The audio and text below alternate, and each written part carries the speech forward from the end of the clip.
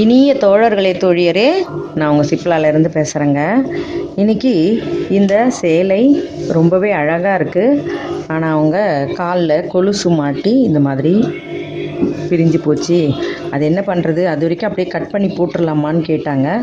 இல்லை, அதை வச்சு நம்ம ரஃப் மாதிரி தையல் ஓட்டி அதை சரிப்படுத்த முடியும் அப்படின்னு சொல்லியிருந்தேன். அது எப்படின்னு பார்ப்போம், வாங்க வீடியோவுக்கு போகலாம்.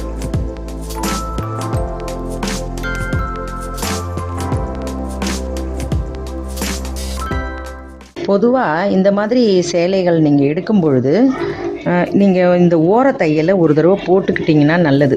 எப்போவுமே இந்த மாதிரி டிசைன்கள், அதாவது இப்படி கொஞ்சமாக இப்படி ஒட்டு மாதிரி கொடுத்துருக்காங்க இல்லைங்களா, இது கட்டாயமாக கொலுசில் மாட்டினா கிழியும். அது பிரிஞ்சு வந்துடுறதுக்கு நிறைய வாய்ப்பு உண்டு. அதனால் அந்த ஓரத்தில் நம்ம எப்போ துணி எடுத்தாலுமே இந்த மாதிரி சேலைகளை இந்த மாதிரி ஓரத்தையல் ஒன்று போட்டு நீங்கள் அதை நல்ல பலமாக்கி விட்டுருங்க.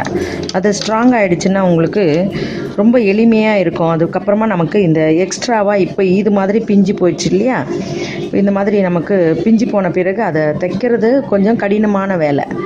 அதை விட நம்ம முன்னாடியே நம்ம எச்சரிக்கையாக ஒரு தையல் போடும் பொழுது அந்த புடவை ரொம்பவே அழகாகவே இருக்கும். பிரியறதுக்கு வாய்ப்புகள் ரொம்ப குறைவு.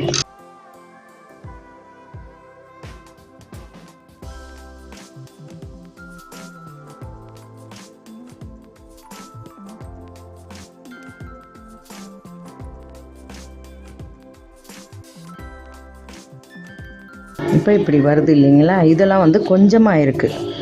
அது கொஞ்சம் நிறைய இருக்கிற இடங்கள் கொஞ்சம் சிரமமாக இருக்கும். இப்போ இந்த கொஞ்சமாக இருக்கிற இடம் நம்ம இந்த தையல் மேலேயே போட்டுக்கிட்டு வரதால் இது கரெக்டாக செட் ஆகிடும்.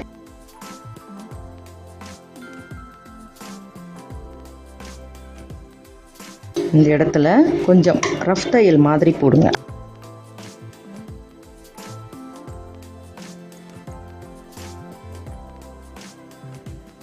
இப்போ இதை நான் அப்படியே ரஃப் தையல் மாதிரி இப்படி அப்படியும் போட்டேன் இல்லைங்களா, அதனால் அது நகராமல் இருக்கும். அந்த கீழே அந்த லேஸ் பிரிஞ்சு வராமல் இருக்கும். இப்போ இது அதிகமான இடம். நம்ம இந்த கிளாத்தை கொஞ்சம் இப்படி மடித்த மாதிரி வச்சோம்னா தான் அந்த ஃபினிஷிங் கிடைக்கும் உங்களுக்கு.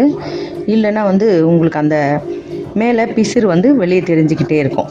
அதனால் இப்படி நல்ல பொருத்தமாக வச்சுட்டு இந்த தையல் போடும் பொழுதே நீங்கள் முதல்ல ஒரு தையல் போட்டுட்டு அதுக்கப்புறம் அந்த ரஃப் மாதிரி ஓட்டினாலும் சரி, அல்லது போடும் பொழுதே ரஃப் மாதிரி ஓட்டிக்கிட்டே நீங்கள் அதை முடித்தாலும் சரி.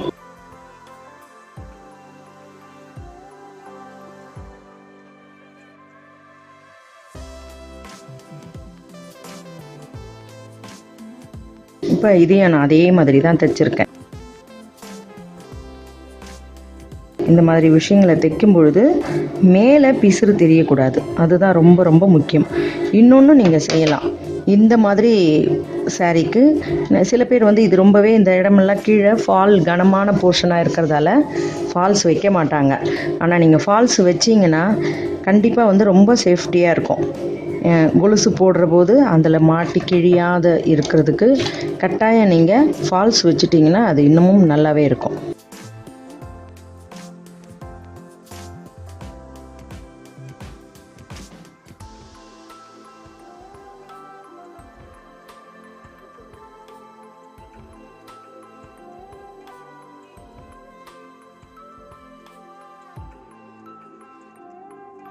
இப்போ இந்த பெரிய போர்ஷனுக்கு வரும், நிறைய கிழிஞ்சிருக்கு இல்லையா, இந்த இடத்துல நாம் அதே மாதிரி தான் பண்ண போகிறோம். ஆனால் இந்த கிளாத்தை பிசுறெல்லாம் நம்ம அதனுடைய உள்பாகத்தில் இப்படி மடித்து வச்சுட்டு தான் செய்ய போகிறோம்.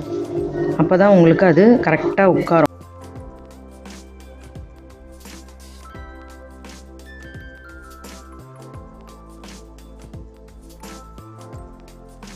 உங்களுக்கு இது மாதிரி மேலே இந்த மாதிரி உங்களால் தைக்க முடியல, இப்படி வச்சு நான் தைக்கிற மாதிரி வரல அப்படின்னு நீங்கள் நினச்சிங்கன்னா முதல்ல இதை ஊசியிலேருந்து இப்படி எடுத்துகிட்டு முதல்ல இந்த கிளாத்தை நீங்கள் அப்படியே படிய வச்சு ஒரு தையல் போட்டுக்கோங்க. படிய வச்சு ஒரு தையல் போட்டுட்டு அதுக்கப்புறம் இது மேலே சுலபமாக வச்சு தைக்கலாம்.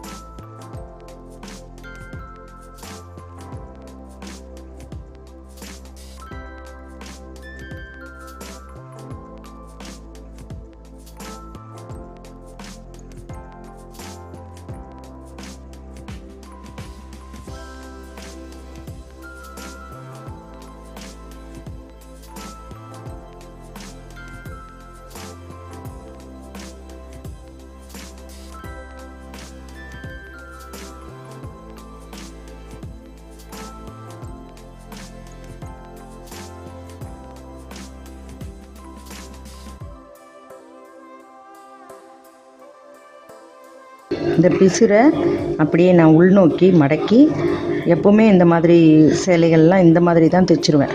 ஃபஸ்ட்டே வந்த உடனே ஒரு மேல் தையலும் போட்டுருவேன், அல்லது ஃபால்ஸ் வைக்க வேண்டியிருந்தால் ஃபால்ஸ் வச்சுருவேன். இந்த மாதிரி இந்த நுனிகள் எல்லாம் வந்து ஃபினிஷிங்கில் இப்படி தான் வந்து ரெடிமேடில் நமக்கு அந்த சேலையில் இப்படி தான் போட்டு கிடைக்கும். அதையெல்லாம் நம்மளே வந்து இந்த மாதிரி அந்த நுனியை மடக்கி இப்படி வச்சிடணும். அந்த நுனி வந்து வெளியே தெரியத்தான் அது வேகமாக வந்து பிரியறதுக்கு வாய்ப்பு அதிகம். அந்த நுனியை நல்லா அந்த எட்ஜு தெரியாமல் மடக்கி வச்சிட்டோம் இல்லையா, அதுக்கு பிறகு இந்த பிசுரை கூட நம்ம கட் பண்ணி போட்டுடலாம். அவங்க அதை வந்து மொத்தமாகவே இதை பிரிச்சுட்டு கீழே மட்டுமே நுனியை ஓரமாக மடித்து தைச்சிக்கலாம். மொத்தமாக ஃபுல் சேலையில் இருந்தும் எடுக்கணும்னா ரொம்ப வேலை இல்லைங்களா? அதை விட இந்த வேலை ரொம்ப எளிதாக முடிஞ்சிடும். இப்போ நம்ம எல்லா இடத்துலையுமே அந்த மாதிரி ஒரு ரஃப்பு, இப்போ உங்களுக்கு இதை நான் கிட்ட காட்டுறேன் பாருங்கள். இந்த இடத்துல அதாவது நம்ம பொருத்தமாக அந்த தையலையும் போட்டுட்டோம்னா நம்ம தைச்ச ஒரு இதுவே தெரியாத மாதிரி இருக்கும். நல்லா அந்த ஒரு ஜிக்ஸாக் மாதிரி போட்டுக்கிட்டே வந்திருக்கேன் பாருங்கள்.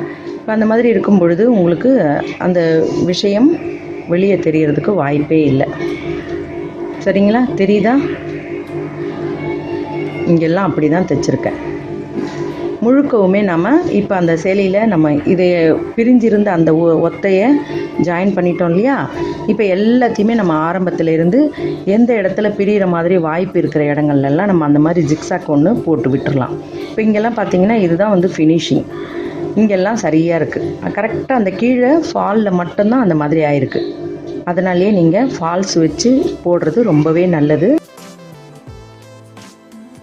உங்களுக்கு இந்த வீடியோ பிடிச்சிருந்தா எனக்கு லைக் கொடுங்க, கமெண்ட் கொடுங்க, ஷேர் பண்ணி சப்ஸ்கிரைப் பண்ணுங்கள்.